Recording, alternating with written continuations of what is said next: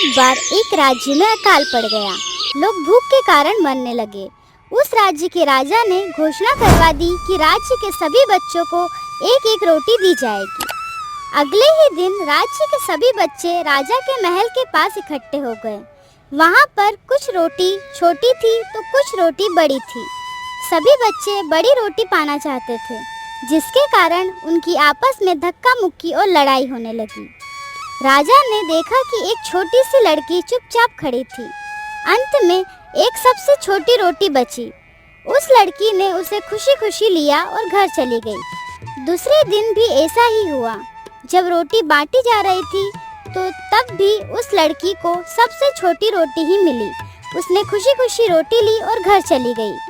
घर जाकर जब वह रोटी खाने लगी तो उसमें से एक सोने का सिक्का निकला। उस लड़की के परिवार वालों ने कहा, यह सोने का सिक्का उस राजा को वापस दे आओ, यह हमारी अमानत नहीं है। वह लड़की दौड़कर राजा के महल पहुंची और राजा ने कहा, मेरी रोटी में से एक सोने का सिक्का निकला है। रोटी बनाते वक्त गलती से आटे में गिर गया होगा, आप इसे वापस रख लीजिए।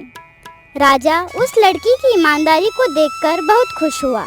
राजा की कोई भी बेटी नहीं थी, इसलिए उसने उस लड़की को गोद ले लिया और उसके परिवार वालों को भी अपने ही महल में रख लिया।